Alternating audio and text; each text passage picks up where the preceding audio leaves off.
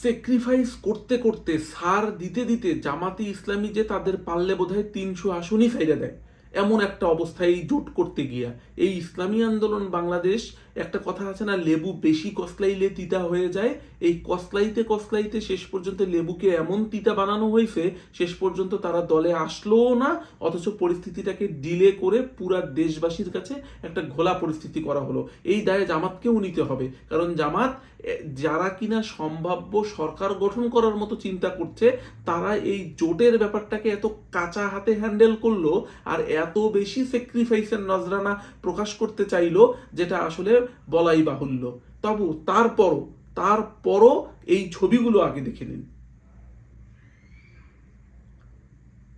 11 দলীয় জোটের সংবাদ সম্মেলন, চূড়ান্ত ফলাফল অর্থাৎ চূড়ান্ত আসন বন্টনের পরে যে সংবাদ সম্মেলন, তারপরে এই 10 দলীয় জোটের নেতারা এভাবে ছবি তুলেছেন। এই ছবিটা দেখে আপনার কাছে কি মনে হয়? এই ছবিটাকে দেখে কি যথেষ্ট ঐক্যের মনে হয় না? এই ছবিটাকে দেখে কি যথেষ্ট শক্তিশালী এবং দৃঢ় মানসিকতার মনে হয় না? যদি তাই হয়, তাহলে 11 দলীয় জোট থেকে একটি জোট যদি এখানে না আসে, তাতে কি এমন যায় আসে? আর একটা পরিস্থিতি আপনাদেরকে বলি, কিন্তু তার আগে এই পরিস্থিতিটা বোঝার জন্য আগে চলুন চূড়ান্ত আসন বন্টনটা একটু জেনে নিই। আপনারা জানেন, কিন্তু তারপরও এখানে মজার ব্যাপার আছে। জামাতে ইসলামী যাদের নেতৃত্বে জোট হচ্ছে, তারা 179 আসনে নির্বাচন করবে। ইসলামী আন্দোলন বাংলাদেশের জন্য এখনো ওনারা ফাঁকা রেখেছেন। এনসিপি 30টি আসনে, এবি পার্টি 3টি আসনে, খেলাফত মজলিস 10টি, বাংলাদেশ খেলাফত মজলিস 20টি, বাংলাদেশ খেলাফত আন্দোলন কোনো আসনে নির্বাচন করবেন না, জাতীয় গণতান্ত্রিক পার্টি কোনো আসনে নির্বাচন করবেন না, বাংলাদেশ নেজামে ইসলামী পার্টি 2টি আসনে, বাংলাদেশ ডেভেলপমেন্ট পার্টি 2টি আসনে এবং এলডিপি কর্নেল অলি সাহেবের দল 7টি আসনে নির্বাচন করবেন। আমার প্রশ্ন হলো, যারা যে আসনে নির্বাচন করবেন সেটা তো পরে, আপনি একটা জিনিস শুধু ভেবে দেখেন যে জাতীয় গণতান্ত্রিক পার্টির রাশেদ প্রধান, যাকে খুব বলিষ্ঠ ভূমিকায় আমরা টকশোতে দেখি, সুন্দর কথা বলতে দেখি, ঐক্যের কথা বলতে দেখি, তিনি কোনো আসনে নির্বাচন করবেন না। বাংলাদেশ খেলাফতে আন্দোলন কোনো আসনে নির্বাচন করবেন না, কিন্তু তারা জোটে আছেন। তাহলে তারা যদি এই স্যাক্রিফাইস করতে পারে, রাশেদ প্রধানের স্যাক্রিফাইসটা আপনারা দেখেন, উনি পঞ্চগড় 1 এবং পঞ্চগড় 2 আসন চেয়েছিলেন, সেখানে সার্জিস আলম 1 আসনে এবং অন্য আসনে জামাতের হেভিওয়েট ক্যান্ডিডেট রয়েছে, জয়ের সম্ভাবনা বেশি রয়েছে জন্য ওনাকে ওই আসনগুলো দেয়া হয় নাই। পরবর্তীতে উনি বলেছেন যে ওই আসন যেহেতু পাওয়া যাচ্ছে না, উনি অন্য কোনো আসনে আর এবার ত্রয়োদশ জাতীয় সংসদ নির্বাচনে উনি অংশগ্রহণই করবেন না। কিন্তু উনি জোট থেকে বিচ্ছিন্ন হবেন না, উনি জোটের ভিতরে থাকবেন, জোটের হয়ে কাজ করবেন এবং এই ঐক্যের শক্তিকে সামনের দিকে অগ্রসর করার জন্য উনি চেষ্টা করবেন। বাংলাদেশ খেলাফত আন্দোলন কোনো আসনে নির্বাচন করবেন না, কিন্তু জোটে থাকবেন। তাহলে এনারাও তো মানুষ, এনারাও তো রাজনৈতিক দল, এনাদেরও তো কম হোক বেশি হোক কিছু লোক আছে, কিছু লিগেসি ভোট আছে, বংশ পরম্পরায় কিছু ভোট আছে। তাহলে এনারা যদি এই স্যাক্রিফাইস করতে পারে, তাহলে আর একটা দল যখন লেবু কসলানোর মতো করে বেশি কসলাইয়া 100 আসন, 80 আসন, 70 আসন ইত্যাদি নানানভাবে বিশ্লেষণ করে, আমি তো কোথাও কোথাও শুনেছি ওরা নাকি প্রধানমন্ত্রী, রাষ্ট্রপতি কে হবে, মন্ত্রিত্ব কয়টা দিবেন, সেই ব্যাপারেও আগে আলোচনা করতে চাইছেন। সেই ব্যাপারে যদি আলোচনা করতেই চায়, তাহলে বুঝতে হবে তাদের ভিতরে জোটের ব্যাপারটা মূল নয়। তারা ধরে নিয়েছিল ক্ষমতায় আসবে, এখন তাদের ক্ষমতার সেই ভাগ দরকার, অথচ প্রচার করে বেড়াচ্ছে ইসলামী ঐক্যের ডাক ওনারা দিয়েছেন। আচ্ছা দিক, সমস্যা নাই, ঐক্য তো আমরা চেয়েছিলাম, সবাই চেয়েছিলাম, যে দুটি জোটই হোক না কেন, বিএনপির পক্ষ থেকে জোট, জামাতে ইসলামীর পক্ষ থেকে জোট, দুটোই হোক। কিন্তু সত্যিকার অর্থে ধরুন অনেকেই ষড়যন্ত্র তত্ত্ব আওড়াচ্ছেন, বিএনপি তাদেরকে নিয়ে আসতে পারে, 20 সিট ছেড়ে দিতে পারে। ভাই, এটা বাস্তবসম্মত না। কারণ বিএনপির অনেক আসনে যে পরিমাণ বিদ্রোহী প্রার্থী রয়েছে এবং বিএনপি অন্য শরিক দলগুলোর জন্য যে কয়টা আসন ছেড়েছে, সেইটাই তাদের অস্থির অবস্থা হয়ে গিয়েছে। কারণ এত যোগ্য প্রার্থী তাদের বিভিন্ন জায়গাতে রয়েছে, এখন ওখান থেকে 20টি প্রার্থী নিয়ে গিয়ে, 20টি আসন নিয়ে গিয়ে অন্য কাউকে দেওয়ার আসলে সেই সুযোগ নেই। এই বাস্তবতাটা বুঝতে হবে। এরপরে আমরা দেখতে পাচ্ছি যে বিএনপি সহ অন্যান্য যে জোটগুলোর ব্যাপারে কথা বলা হচ্ছে, আমরা বিভিন্ন পেজ, যেগুলো ইসলামী আন্দোলন বাংলাদেশের, তাদের পেজে আমরা লেখা দেখছি, ফটোকার্ড দেখছি, জানি না সেটা সত্য না মিথ্যা, এগুলো ফ্যাক্ট চেকিং এর ব্যাপার রয়েছে, কিন্তু তারা বলছে বিএনপির দলে গেলে এখনো 100+ সিট ইসলামী আন্দোলন বাংলাদেশকে দিবে।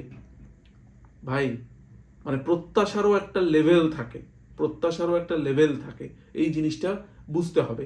তবে জামাতে ইসলামী অনভিজ্ঞতার এবং কাঁচা খেলোয়াড়ের পরিচয় দিয়েছে জোট হ্যান্ডেলিং এর এই জায়গাটাতে, এবং অনেক বড় নেতাকে তারা স্যাক্রিফাইস করার চেষ্টা করেছে এবং স্যাক্রিফাইস অলরেডি করেছে, যেটাও জামাতে ইসলামের জন্য সাপে বড় হতে পারে বলে আমাদের কাছে মনে হয়।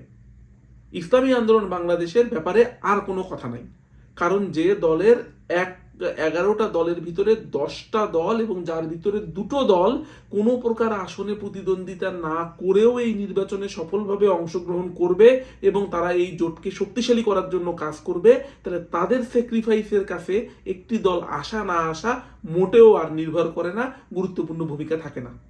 বরং যে 47টি আসন জামাতে ইসলামী সহ জোট ফাঁকা রেখেছে, সেখানে যদি তারা না আসে তাহলে সুন্দরভাবে তারা আরও কিছু আসনে নির্বাচন করতে পারবে, জোটের শরিক দলকেও কিছু কিছু করে আসন আরও বন্টন করে দেওয়ার সুযোগ থাকবে। সুতরাং ভাই ওই দিকে আর তাকানোরই দরকার নাই, যে পরিস্থিতিতে যেভাবে তারা কাজ করতেছিল সেভাবে কাজ করুক, আমরা একটা প্রতিদ্বন্দ্বিতাপূর্ণ নির্বাচন দেখি। এবার আসেন গল্পটায়।